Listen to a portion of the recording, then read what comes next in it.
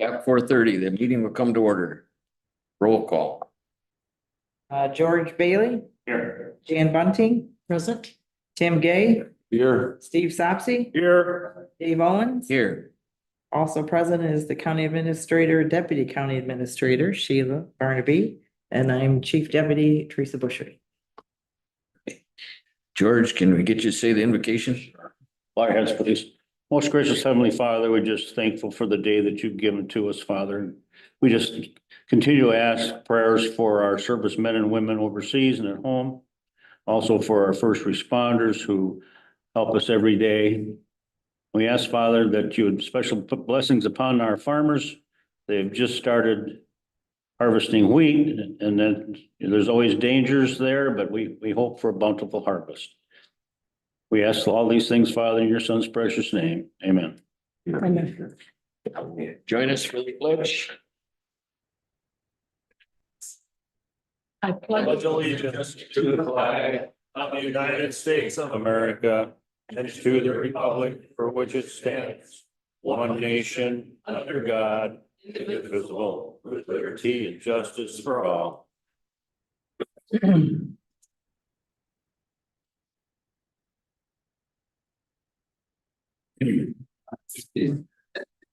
Any additions or deletions to the agenda? Move the agenda. Moved by George, supported by Steve. To approve the agenda. All those in favor say aye. Brief public comment. Okay. Oh, Sure. Good afternoon. My name is Tim Kelly, 25 Benton Road, Saginaw, Michigan, 48602. I'm here to announce that I'm running to replace current state representative Graham Filler on the Republican ticket. I'm a former state representative, formerly served the 94th district from 2012 to 2018, was termed out. Of course, proposal 2 extended those term limits for me an additional 6 years. So I'm running again. I'm a former county commissioner in Saginaw, served 1 term. Prior to that, worked for Governor Engler for 7 years. Worked for an Indiana governor prior to that. And a lifetime ago, my family used to be in the asphalt business. So I was here to give you the courtesy of introducing myself, and thank you for allowing me to be here today. Do you have any brochures? I do not have cards I can give you. what townships would you represent in Gratiot? There's the 93rd district is parts of 5 counties. Each one of those 5, it's Gratiot, Saginaw, Montcalm, Ionia, and Clinton. And each one has about 3 or 4 townships in them. I'm on the northern end of Gratiot County, primarily without having the city or I don't have Merrill. It's kind of, most of the district is corn. Don't talk Welcome to Gratiot County. as much from you. Yeah. So you don't have the cities at all? You said. No. I think I have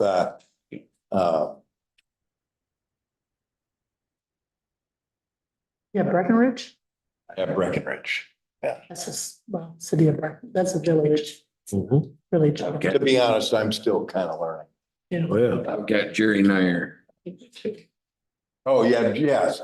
So far, when I've gone to a county, most of the county seats are usually not in where I'm serving.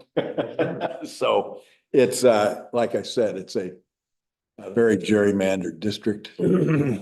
Nonetheless, I'm gonna be looking forward to serving. Excellent. Thank you. Thank you. Any other comments? We'll move on to consideration of the consent calendar.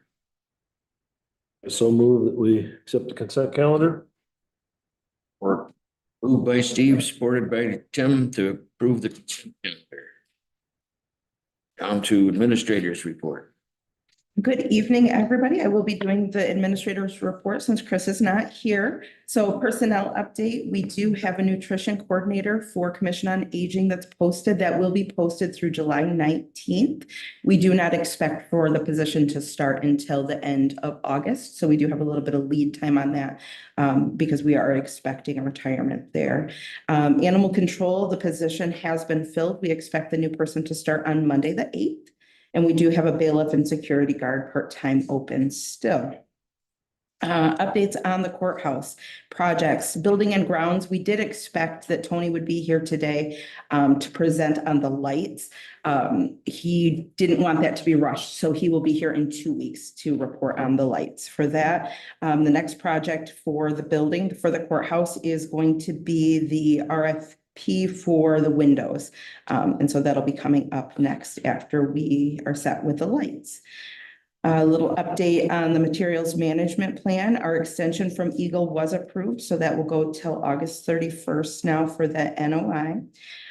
Chris and I last Thursday, went and toured the Elma location of Granger. On August 6th, I will be going to the Lansing site and Delhi Township. They have got quite a few drop-offs in that area, and they really want to show us what that looks like to have drop-offs. And so we are going to go through that and check that out and see if there's any best practices that we can find from that. This summer, late July, we will be headed into negotiations with the GELC union as well as TPOAM. Chris did receive an initial contact from TPOAM today. So we do expect mid to late July, we will start talking about what that looks like. And we have a preliminary meeting with 44 North to talk about healthcare benefits for the new fiscal year. That's going to be on July 9th. And then we will be meeting as a healthcare committee mid-August to get moving on that. And August 6th, that's where the primary is, right? Tuesday. Do we meet that day? Regular I meeting? think that the schedule is adjusted for the election. I think it's Monday that week. I believe it'd be Monday. Yeah, I believe they moved it to the 5th, yeah. Mhm. I think. George, what are you? Oh, well, I have a pretty light schedule at the second half of the month, like a lot of us do. On the 17th, they had an airport authority meeting or airport advisory meeting at the airport. And we'll be discussing that later on in our airport presentation. Had Breckenridge had their village meeting on the 22nd. It started late because they were out looking at their changes that they had made in their sewer station, so. Bothered to go to that. And then, on the 24th, we had a Board of Health meeting. And obviously discussed many varied issues. And then we got budgets coming up starting next month, and so we'll be looking at the figures and seeing where we can go from there. Hopefully, we can maintain a steady budget so that we won't have to ask our counties to put any more than they normally do. So I don't anticipate any more from the participation from the counties as we have been doing. And that's it. Tim? On June 24th, Monday, I went to Saginaw, Michigan Works, but I found out I'm not a member. They base it on county population, so there's just one member. So I sat in the gallery and I didn't have an agenda to really follow. On Tuesday, I went to Elma City Commission meeting. The mayor and the vice mayor weren't present, but they talked about approval of purchase of basketball hoops, software, police mobile radio. They talked about road construction on Michigan Avenue. They've got road construction on Pine Avenue. It's completed by the high school. You know, if you go by Elma High School. Yeah, it's nice now. Can't. Very nice. You couldn't get through, but now you can. Very nice. They talked about wastewater treatment. They talked about these new apartments on Superior Street, the building that the lawyers, Nancy Gallagher has, there's like 14 apartments and I think 9 of them are already filled and it looks nice. It's an upgrade. So. Then on Wednesday, I went to the Republican Party meeting. They met at a new location on like M46 Monroe Road. It's actually Dave's used cars. That on the south side of the road? Yes. Yes, yeah. Watch where you park your car because it could be sold by Dave.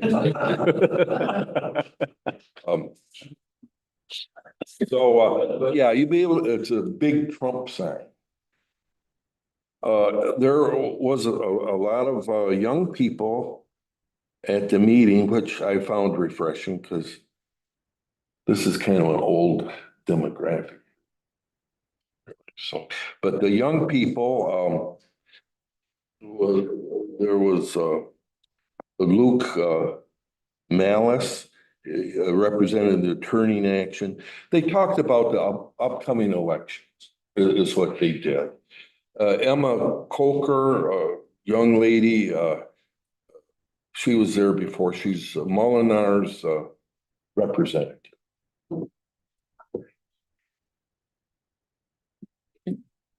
Steve?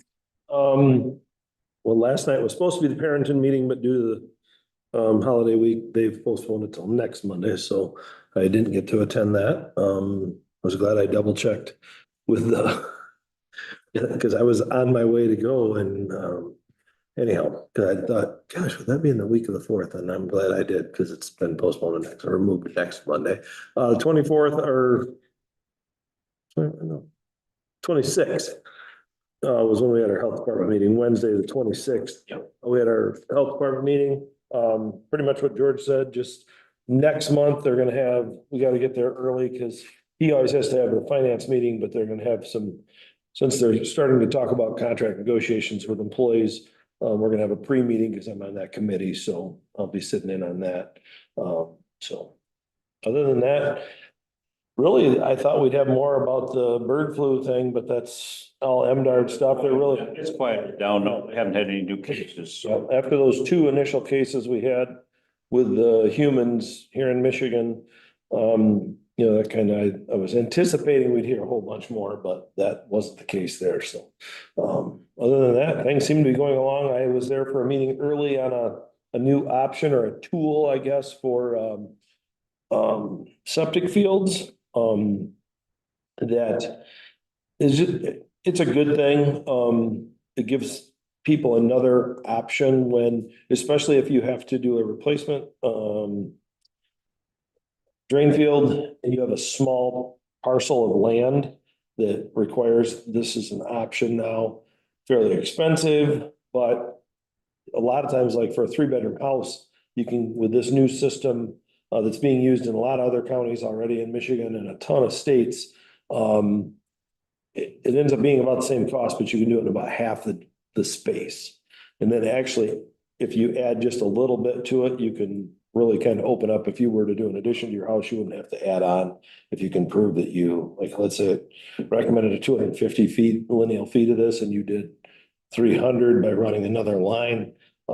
If you were to ever add on to your house, you wouldn't have to do any updates on it. But it was interesting. They had a big section of it in the meeting and we ended up with. It was quite interesting. Yeah. I thought it would be quite useful for people, maybe not so much around here, but with people that are around lakes and have cottages and the lots are small. If they don't have common sewer, it might be a good fit for that, but. Oh, for sure. That's kind of what it's geared towards and then small towns, because I know there's some drain fields in Bannister that, because they don't have a central citywide or village sewer system.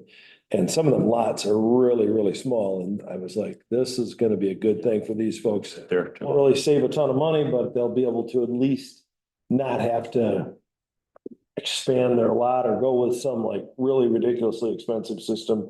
that some of them are, because this stuff doesn't require yearly maintenance, doesn't require No. yearly inspection, doesn't require Well, it doesn't. electricity, right? It won't affect with the three roots or. Yeah, it was a neat system. I was, It's just a big tube with a lot of packing peanuts in it.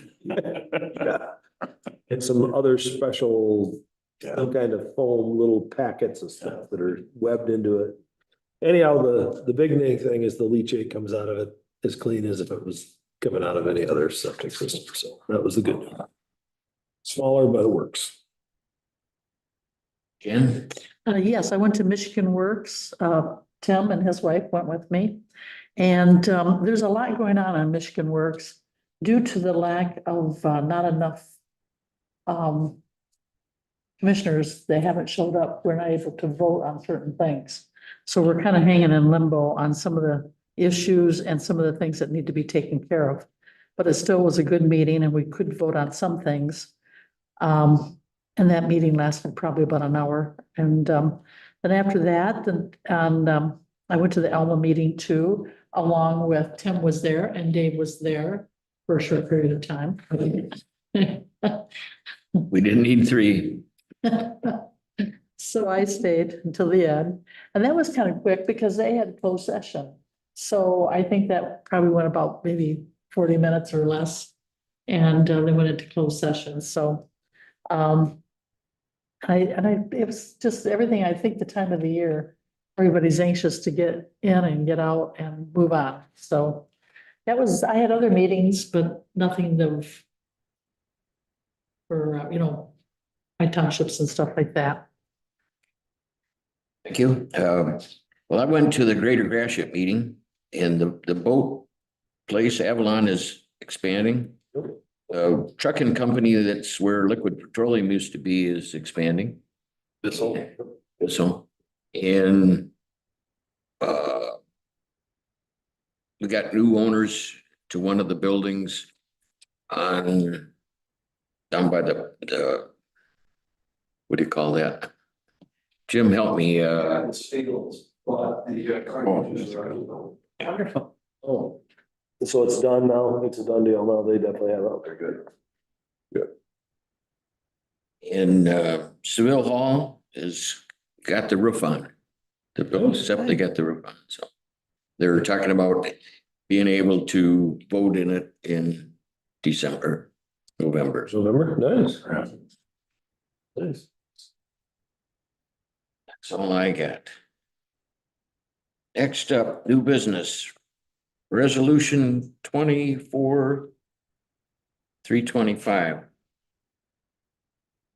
George isn't gonna speak. Yeah, we have Michelle Stillwagon here. She's the administrator for mental health and she's gonna present this resolution for us. Good afternoon, Commissioners. Michelle Stillwagon. I'm the CEO at Gratiot Integrated Health Network, which many of you probably already know is the local community mental health agency. So we're putting this resolution forward. The GIN Board of Directors already passed their own resolution, and now we're asking for the commissioners to also back and support it. If you'll recall, last summer, I believe in June, the commissioners passed a resolution in opposition of this exact conflict-free access and planning protocol that's being pushed through from the Michigan Department of Health and Human Services. What we're asking for now is essentially a reiteration of that support to say we still stand firm that we do not agree with the drastic structural mitigation strategies that the MDHHS is proposing to implement.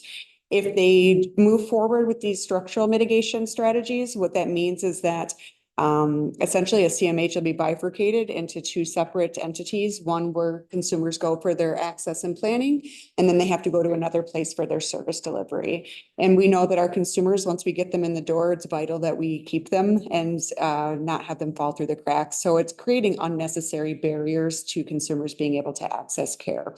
The conflict-free access and planning is a federal regulation that goes back to 2014. The Center for Medicaid and Medicare Services, CMS, has already approved the procedural mitigation strategies that are in place. And so we view it as unnecessary for the MDHHS to be taking this more drastic interpretation now, given that we have over a decade of the procedural mitigation strategies being approved.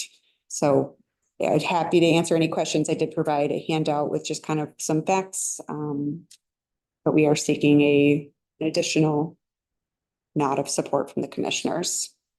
A few questions. I used to be on your board for several years. So what you're saying, they want to divide mental health again. That they did that one other time and it did not work out. So it came back. One thing is you're paying out twice the money. And someone's going to two different places and there's no. No added benefit to the consumers. Yeah, you need to be 100% with one person and not be splitting it because you don't know what's happening on the other arm.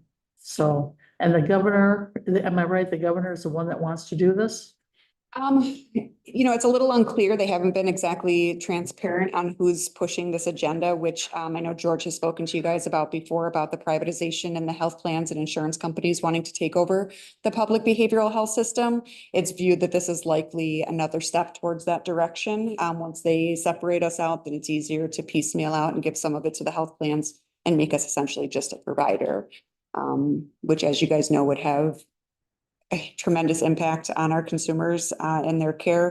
And it would be taking the money that goes into our community, stays in our community, or goes back to the state and sending it to private health plans who care about their stakeholders, quite frankly, and it'd be putting it in the pockets of them. Another question I have for you. Have you ever read the original agreement that we have with the state? Yes, I have it on file. Yep. I wondered about that. I was going to call, in fact. Yeah, you want to make sure you don't break that. Absolutely. Absolutely. Okay, well, anyway, I support you. Is there actually a resolution number for this? 2020. 2024, 325 right there. He's looking at the resolution itself, Mhm. right? It goes just right down on before the narrative starts. Small numbers on the top of the page there.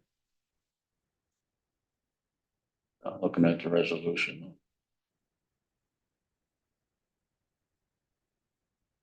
It's Resolution 2024, 24, 325. 325. I so move that we adopt Board of Resolution 2024-325 in support of our Gratiot Integrated Health. I'll second that. Go ahead. Moved by Steve and supported by Jan to adopt resolution 2024-325. We need a roll call on that? Yes. Yes. Gay, Yes. Sopsey, Yes. Bailey, Yes. Bunting, Yes. Owens. Yes. Motion carried. Yeah. Thank you very much. Thank you.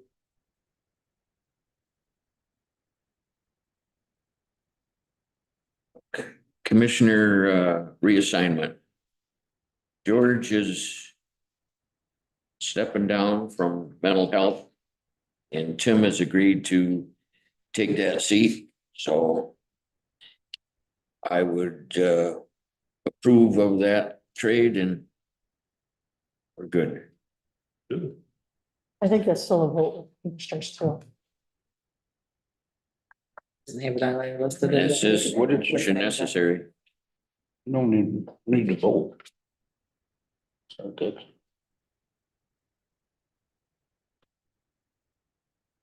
Any more unfinished business? Consideration to go into the airport I meeting. would move that we suspend the regular board meeting, going to the airport. Second. Moved by George, supported by Tim to suspend the regular meeting and go into the airport meeting. All those in favor say aye.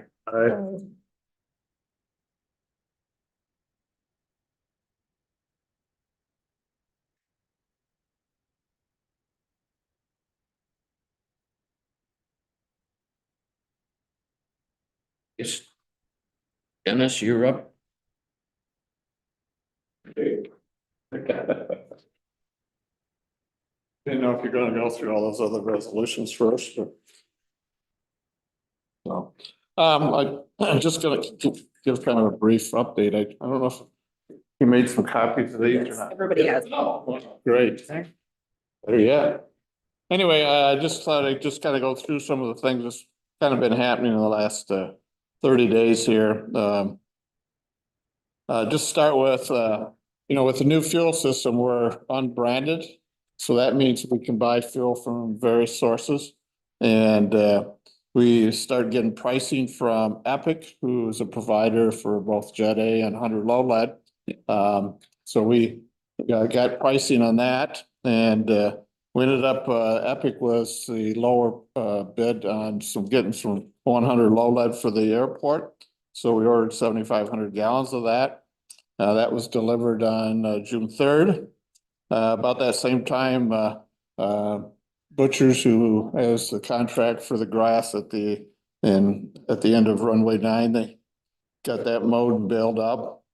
We also had on June 6th, we had a pre-bid meeting on the tree removal piece of it for runway 9 and 18. We still have some, it's part of the bids that we have later in the meeting here.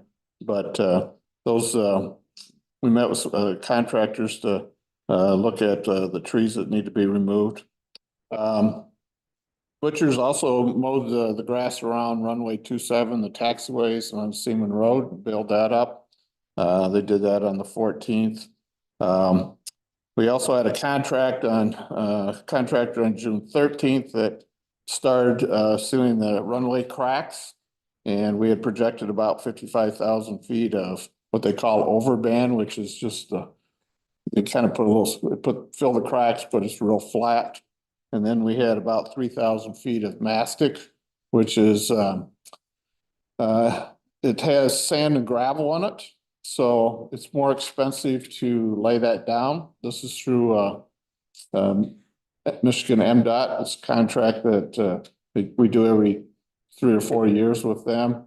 A bunch of airports do it. The overband is about 50 cents a foot material and laid down. The mastic is like $7 a foot. So it's for wider cracks and deeper crevices. So they were out. We had some weather issues, so they had to come back. They come back on later on. What we had estimated, this was a project that was supposed to be done last year, but funding came in real late in August. And so they weren't going to do the overband and lay that down to October, November. So we canceled it for last year because we've had previous experience when you put it down late, it doesn't get down in the cracks, and when the snow plowing happens, it fills it up and throws it in the ditch. So so the contractor worked out really well. The only problem was we didn't have enough material. The contract's based on so many foot when they get done. So the main runway was done, 1836, which is our secondary runway.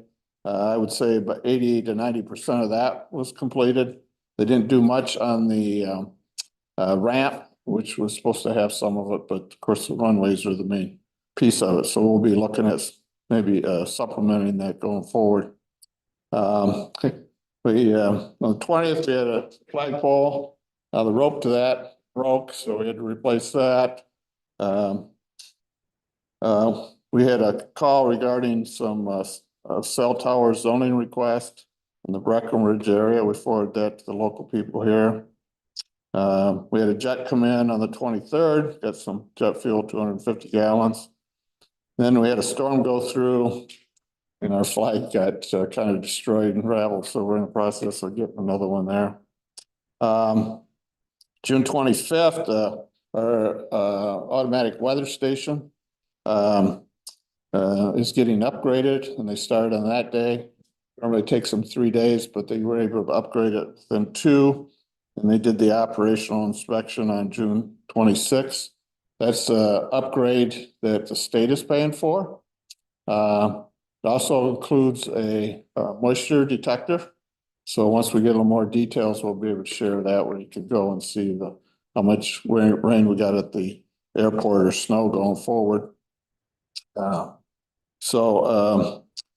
on the 28th, we had PK contractors out of St. John's. They came to paint the runway, stripes and everything. And they did an excellent job. The 28th, we had a little issue with rain, so they had to quit. Came back Monday morning on the on July 1st to finish that up. On the 28th, Sparling Corp was out. And they transferred the balance of the 100 low lead and Jet A from the old tanks into the new tanks. We didn't have any problem with the pumps working that day, so. And then, as of today, we got that fuel, or as of today, we got that fuel on June 3rd, and we still haven't got an invoice for it. So we've been following up with them because we like to pay our bills, so. I don't know for sure what happened, but I think they're changing over some different accounting systems, or they got hacked. So we haven't got a bill yet. As long as we don't get double billed, we're all right. Yeah.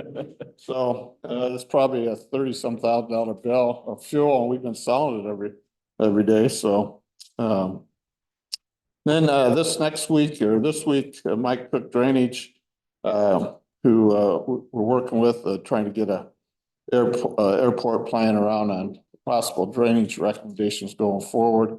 We're gonna try to meet this week and have him come to the airport and follow up on that.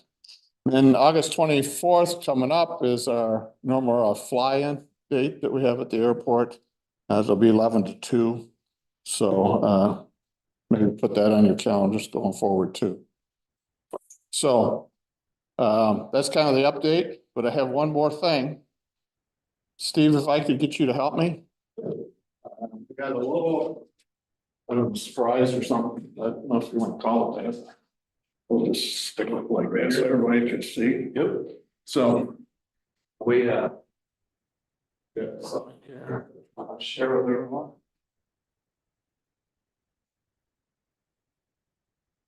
Here we go.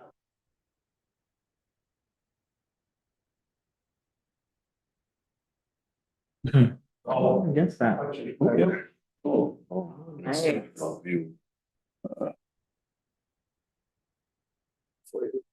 TV here. You can bring that every time now. Wow.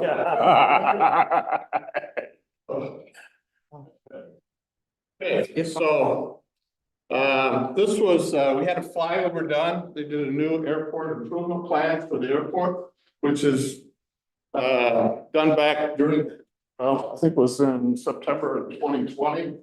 Got a little thing on the bottom here. During COVID and stuff, MDOT required us to update this plan, which is, one of the things they do is, there's fly over it and take a picture. Well, what's interesting about that, the company flew up from, Columbus, and, they fly up on a beautiful day, and they go about 1 mile up, and they got $1 million camera in the airplane, and they take this photo. Before they do that, they have people come and engineers come and put a bunch of stuff on these different roads so they can identify that stuff. I don't know if you could see them or not, but this is, all these trees have been removed here, and trees up here have been removed since this was done. So, and we're cutting trees here and in here, which will be in that bid packet. Is that Ely Highway that's right there on the left? Yes, That was- yeah, this is the Eli Highway here. So this is Seaman Road here. So anyway, the engineering. Where's Ely Highway? Pardon? Where's Ely Highway? Highways up Yeah, in the north. curve there. Elders here, Siemens here. Yep. But anyway, the engineering firm made this picture for us with a foam backing. And so we had one of Mark Taylor's grandson goes to St. Louis schools, and he was in a woodworking class.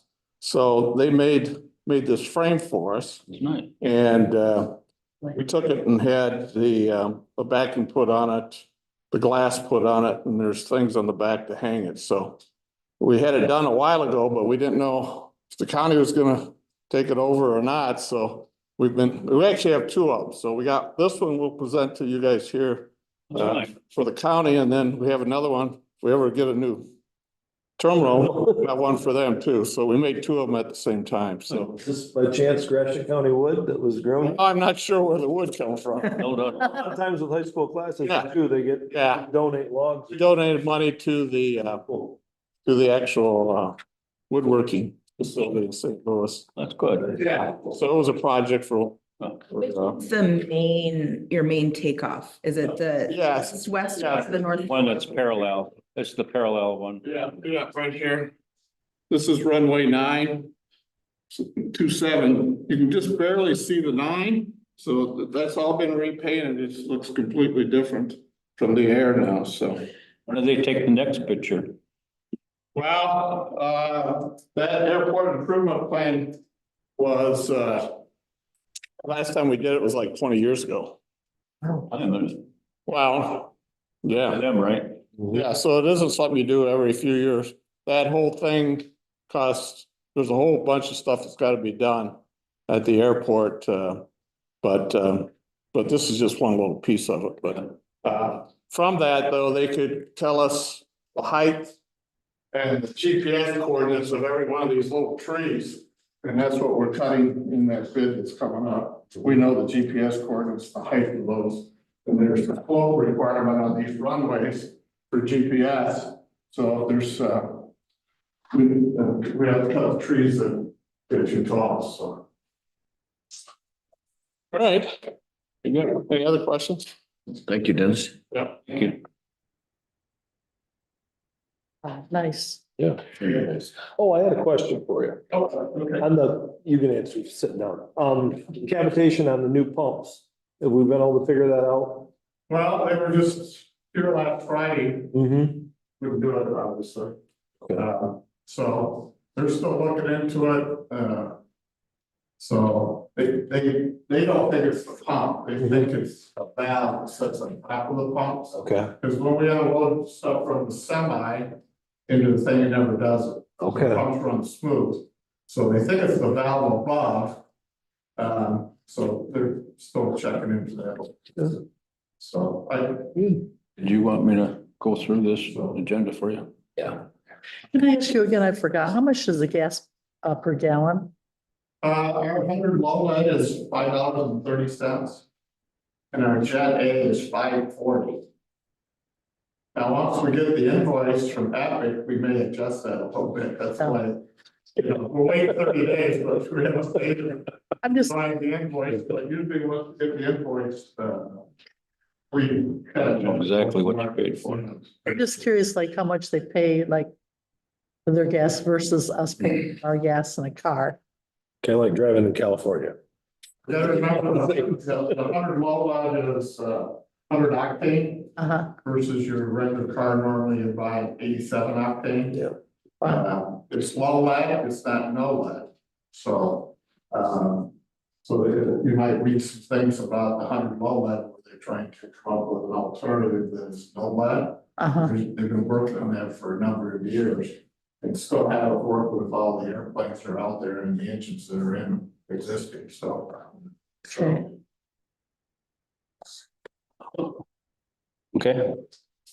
All righty, the C1 is the airport cash report. It's a report.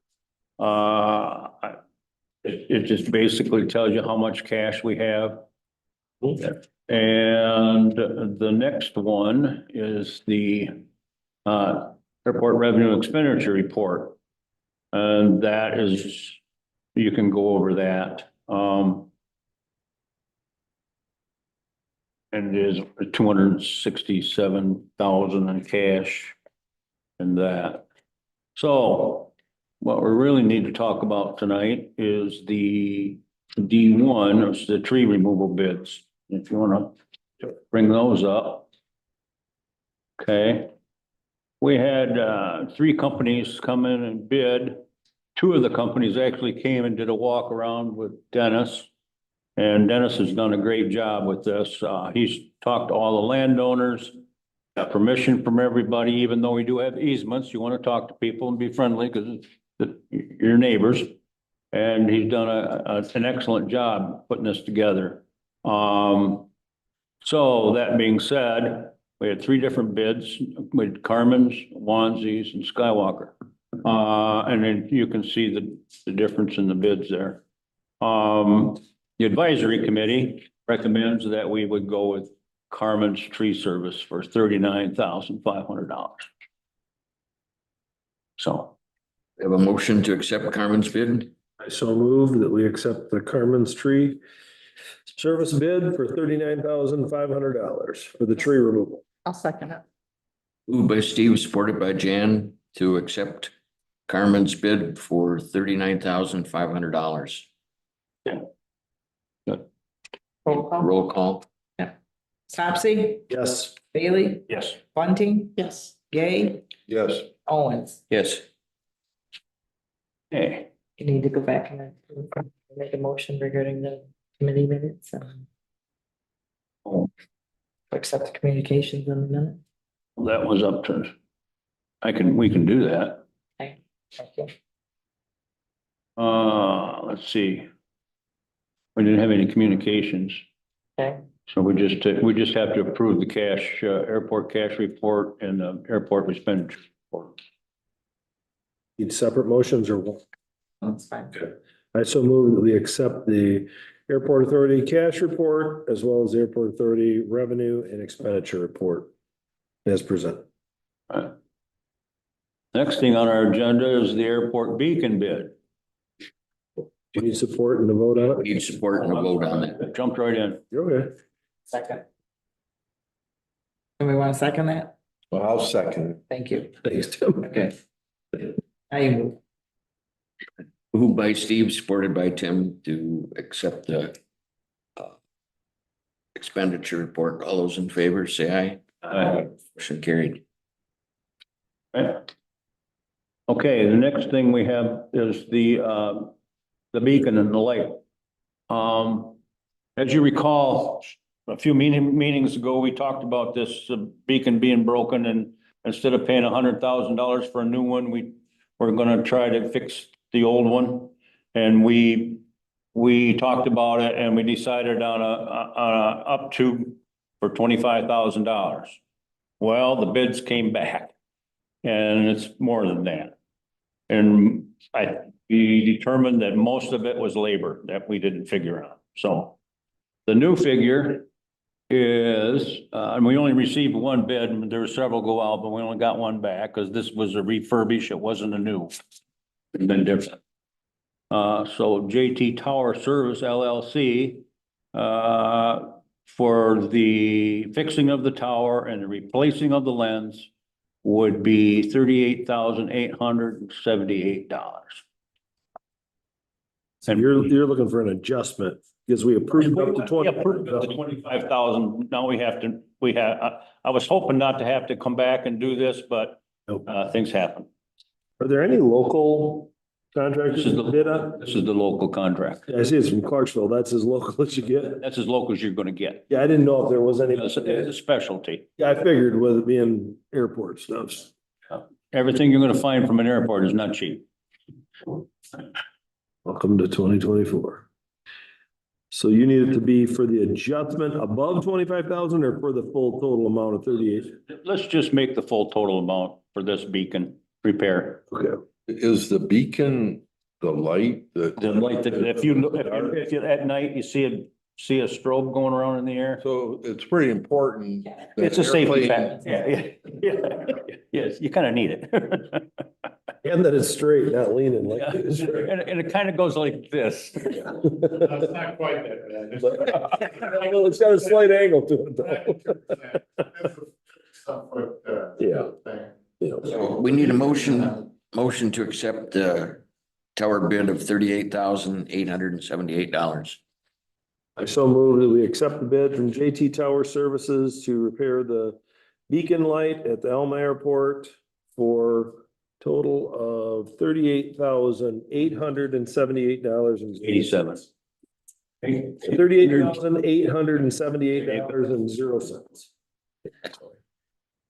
I'll support that. Moved by Steve, supported by George, to accept the bid from JT Tower Service. And a roll call on that. Yep. Bailey, Yes. Bunting, Yes. Gay, Yes. Sopsey, Yes. Owens. Yes. Okay. Now, the next thing we have is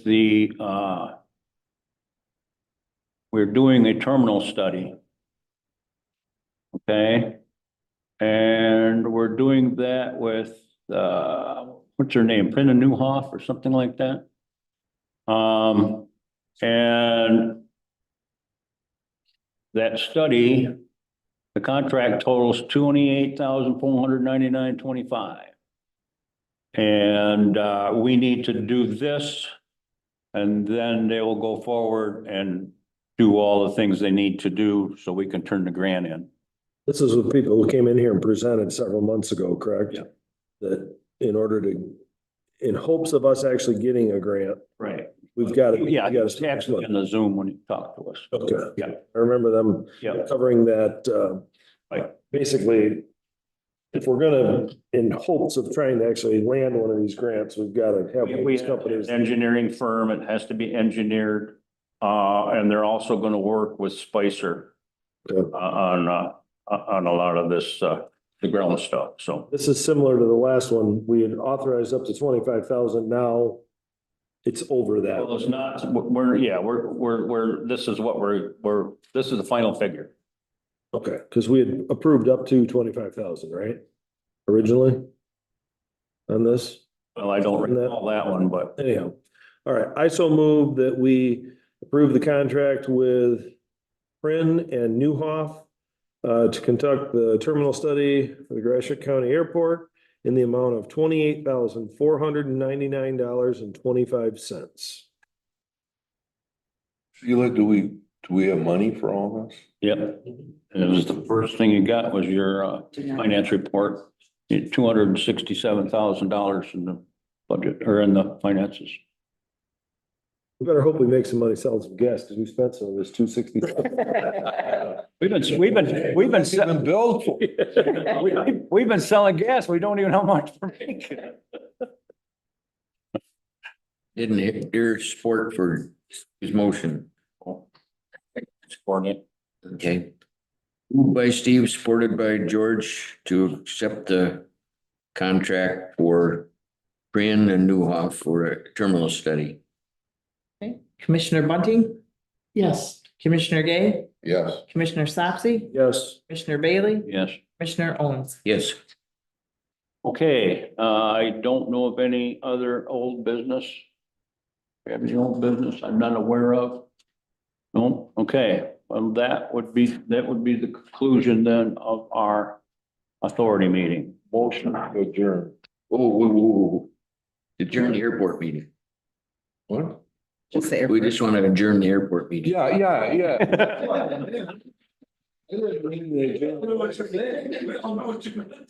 We gotta go to private session. Okay, I'll support that. Moved by Tim, supported by George to exit the airport meeting and go back into the regular meeting. All those in favor say aye. Aye. Okay. Any additional public comment?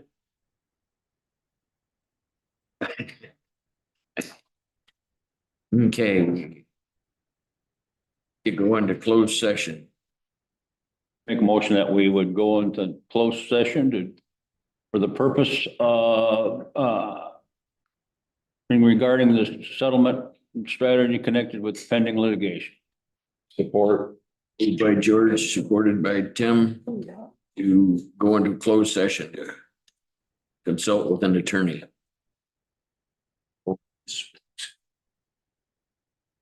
You don't have to read it all. You just have to get it all. And you probably get back. No, No? all I need is, oh, yes, at the end, these will all come back. Yes. we still have to go through all the other resolutions yet. One, K-pop. A whole bunch of stuff One. we didn't go through yet. Yes, that's it. We did integrated health and we did, Dennis, Greater Gratiot Development. There's Sure. other county resolutions. There's 1, 2, 3 of those. RESO. 24/6. Matt, shut us down? Michigan Ag Environmental Assurance Program. Not shut us down yet, so we gotta be careful. We gotta get the all clear from Matt. Not on the agenda, on this. Were you guys gonna conduct any business after closed session?